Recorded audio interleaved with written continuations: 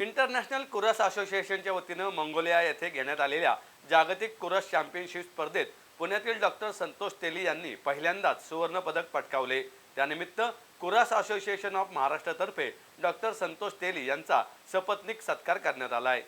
अर्जुन पुरस्कार विजेते काका पवार यांच्या हस्ते डॉक्टर तेली यांना शाल, पुष्पगुच्छ, मानपत्र व सुवर्णपदक देऊन सन्मानित करण्यात आले।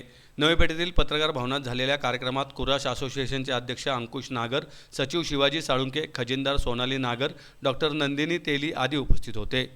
व्यवसायाने अस्थिरोग तज्ज्ञ असलेल्या डॉक्टर तेली यांनी वरिष्ठ 65 किलो वजनी गटात ही चमकदार कामगिरी केली।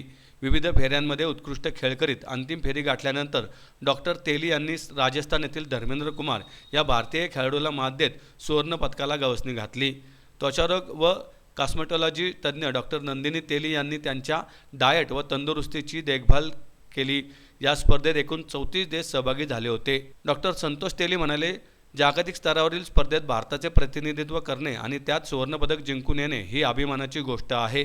कुराश हा खेळ कौशल्याने खेळण्याचा असून त्यासाठी शारीरिक व मानसिक तंदुरुस्ती महत्त्वाची असते। या प्रवासात कुराश असोसिएशन ऑफ महाराष्ट्राच्या सर्व पदाधिकाऱ्यांनी मोलाचे सहकार्य केले। माझी पत्नी डॉक्टर नंदिनी यांनी माझे शारीरिक आणि मानसिक आरोग्य सक्षम राहावे यासाठी खूप मेहनत घेतली। या पुढील काळातही भारतासाठी अनेक पदके जिंकण्यासाठी माझा प्रयत्न राहील। काका पवार यांनी डॉक्टर संतोष तेली यांच्या कामगिरीचे कौतुक केले। भारतीय खेळाडूंनी जागतिक स्पर्धांमध्ये चांगला खेळ करून पदके जिंकण्यासाठी प्रयत्न करावेत। त्यासाठी संबंधित संघटना, प्रशिक्षक यांनी खेळाडूंना प्रोत्साहन द्यायला हवे। कुराश खेळाला लोकप्रिय करण्यासाठी आपण सर्वांनीच पुढाकार घेऊन काम करण्याची गरज आहे, असे काका पवार यांनी नमूद केले।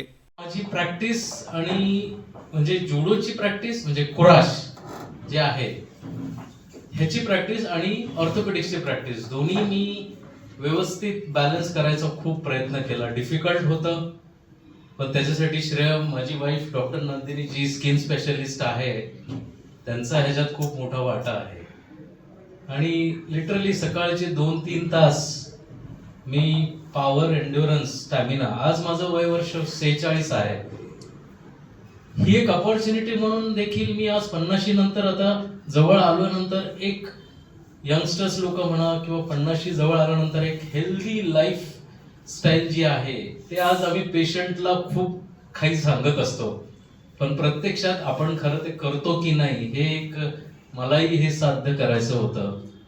ते मेंटेन बॅलन्स करून मी प्रॅक्टिस चालू केली। सकाळचे 2 तास पॉवर, स्टॅमिना, एंड्युरन्स वरती फोकस करायचो। माझं डाएट प्रॉपरली माझी वाईफ डॉक्टर नंदिनी सगळं बघायची। आणि इव्हनिंगला टेक्निकची प्रॅक्टिस, कुराशची जी काही प्रॅक्टिस होती मला एक 2-2.5 तास मी तिथे द्यायचो।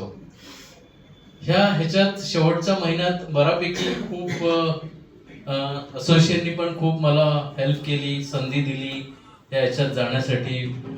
आणि आज मी जे काय झालोय म्हणजे सगळ्या गोष्टींमध्ये सगळ्यांचा वाटा आहे। तिथे फक्त मला एकच गोल होता की नॅशनल अँथम आपण उभं राहिल्यानंतर भारताचा ऐकावा। हा एक आजही मला त्याच्याबद्दल रडू येते, पण ते साध्य झालं ते, आणि I am really happy for this.